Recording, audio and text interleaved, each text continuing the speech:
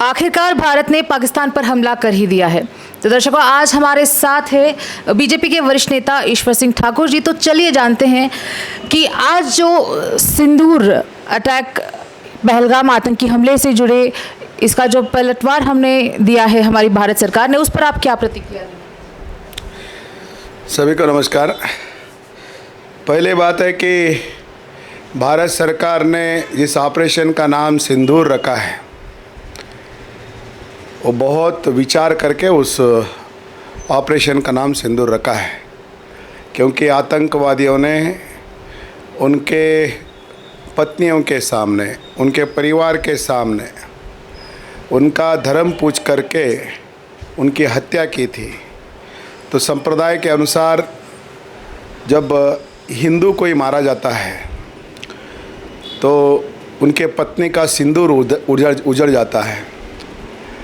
तो वहाँ पर करीब 26 परिवारों के बहनों का सिंदूर उजड़ा।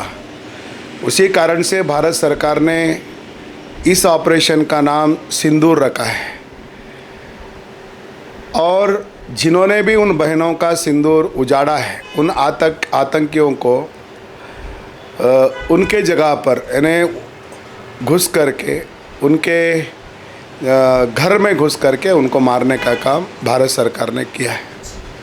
क्या आप ये कहना चाहेंगे कि जो मिशन सिंदूर है वो आतंकवादी हमले में जो लोग ढेर हुए थे, ये उन्हीं के लिए डेडिकेटेड है?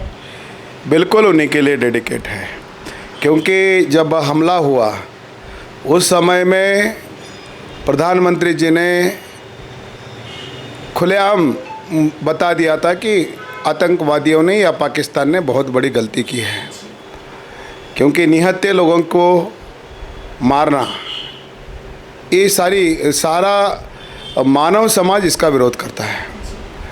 क्योंकि वो तो घूमने के लिए गए थे और कश्मीर का जो अर्थव्यवस्था है इन्हीं टूरिज़्म के ऊपर डिपेंड करता है। यहाँ से लोग जाते हैं तो वहाँ पर घूमने के लिए जाते हैं तो वहाँ की अर्थव्यवस्था सुधरती है। और कहीं ना कहीं धारा 370 हटने के बाद में वहाँ पर एक सामान्य परिस्थिति बन गई थी। और मुझे लगता है कि कश्मीर को हज़ारों की तादाद में सैलानी घूमने के लिए जा रहे थे। कहीं वहाँ पर एक डर पैदा हो, इसीलिए आतंकवादियों ने इस प्रकार से हमला जो किया है। और सोची समझी रणनीति के तहत कश्मीर में एक डर का वातावरण फिर पैदा होना और भारत से कोई भी नागरिक वहाँ पर घूमने के लिए नहीं जाना और कश्मीर की अर्थव्यवस्था के ऊपर जोरदार मार देना, इसी को ध्यान में रख करके आतंकवादियों ने इस प्रकार का हमला किया था। और माननीय प्रधानमंत्री जी ने स्वयं अपने भाषण में कहा था कि हम इसका तो हिसाब किताब करेंगे और इसका बदला ज़रूर लेंगे। और हमें अभी समय लगेगा ऐसे लग रहा था, लेकिन कल रात में ही भारत सरकार ने काम करके दिखाया। बहुत ही कम पीरियड में दुश्मन के घर में घुसकर 9 आतंकी ठिकानों पर ढेर किया गया। 100 से ज़्यादा आतंकी यहाँ पर ढेर हुए हैं और वहाँ की जो सरकार है वो भी दावा कर रही है कि इसका वो भी मुंह तोड़ जवाब देगी। तो इस पर आप क्या कहना चाहेंगे? देखिए, पाकिस्तान की कोई औकात ही नहीं है जो भारत के साथ में लड़ सके। वो अपने ही घर में लोगों को खाना नहीं दे पा रहा है, अपने ही घर में लोग भूखे मर रहे हैं, वो क्या हमारे साथ में लड़ेगा? भारत की अर्थव्यवस्था सारे दुनिया में मजबूत अर्थव्यवस्था है और हमारे साथ क्या लड़ने का तो उसका कहीं पर भी है ही नहीं। वहाँ पर सबसे बड़ा मुजरिम जो है वो है वहाँ का सेना का जनरल मुनीर, जो बैकडोर से वहाँ की सत्ता हथियाना चाहता है। और पहलगाम का जो हमला है उसके पीछे मास्टरमाइंड और कोई नहीं है, मुनीर है। और भारत की जनता मुनीर के ऊपर हमला चाहती है, क्योंकि वो इस काम को अंजाम दिया है अपने स्वार्थ के लिए। देखिए, अपने बच्चों को, अपने सेना के अधिकारियों के बच्चों को सुरक्षित वो विदेश भेज देता है और पाकिस्तान के जनता को युद्ध के संकट में डालता है। इसलिए भारत के जो 140 करोड़ लोग हैं वो मुनीर को चाहते हैं, उसको गुनाहों की सज़ा उसको मिलनी चाहिए। ये भारत के लोगों की मंशा है। और मैं भारत सरकार के जो निर्णय है उसका भी पुरजोर हम स्वागत करेंगे, क्योंकि जैसे ही हमला हुआ तो देखिए सबसे पहले हम हमला नहीं करते हैं, उसको कहाँ कमज़ोर किया जा सकता है शत्रु राष्ट्र को, वो काम भारत सरकार ने किया है। यानी सिंधु जल जो जाता है सिंधु नदी का, उसको रोकने का काम सबसे पहला। नहीं, आप भूखे तो मर रहे हो, आप बिना पानी के भी मरोगे।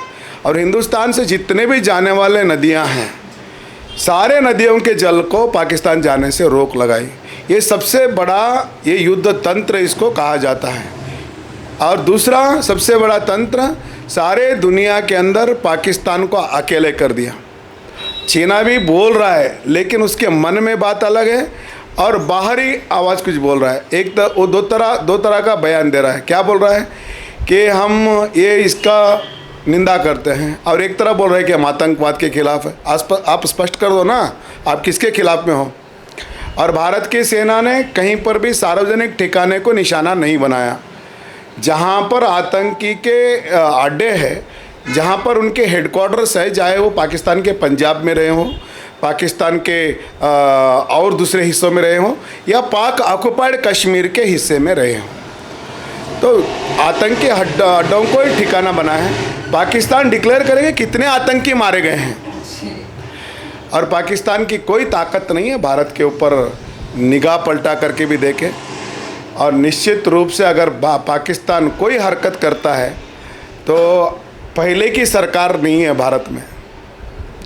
पहले यानी सेना को पूर्णतया से सेना को अधिकार नहीं था, लेकिन आज ऐसा नहीं है। भारतीय सेना मुक्त होकर के अपने देश की सुरक्षा के लिए काम कर सकती है। सेना को पूरा अधिकार देने का काम। और देखिए धर्मनिरपेक्ष किस प्रकार से राष्ट्र किसको बोलते हैं। सेना के पूरे कार्रवाई का जो ब्यौरा है, तो एक कुरैशी नाम की हमारी सेना के अधिकारी ने, एक मुस्लिम बहन जो देश के लिए काम कर रहे, उन्होंने पूरे जो भी हो गया रात में, ये 1:30 बजे के आसपास में जो भी हो गया, 20 मिनट का काम था, 20 मिनट का पूरा ब्यौरा उन बहन ने दिया है। इन्हें सच्चाई में धर्मनिरपेक्ष इसे कहा जाता है।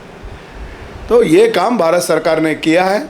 और मैं उससे पहले भी एक प्रेस कॉन्फ्रेंस किया था, तो प्रेस कॉन्फ्रेंस में मैंने बताया था कि हमको भारत सरकार के ऊपर पूरा विश्वास है और भारत सरकार इसका जवाब दे सकती है। और इस समय में मैं यही भी कहूँगा कि आतंकवादी तो धर्म पूछ करके हिंदुओं को गोली डाली, लेकिन वहाँ के जो लोग थे उन्होंने भी लोगों को बचाने का पुरजोर काम किया, जिसमें वहाँ भी एक शहादत, एक बलिदान हुआ है। उसको भी हम याद करेंगे, वो भी बलिदान को, क्योंकि जो भी देश के लिए बलिदान होता है वो बलिदानी होता है। हम ऐसे मानने वाले हैं कि जो देश के लिए काम करता है, देश के लिए अपनी जान न्यौछावर करता है, वो बलिदानी है।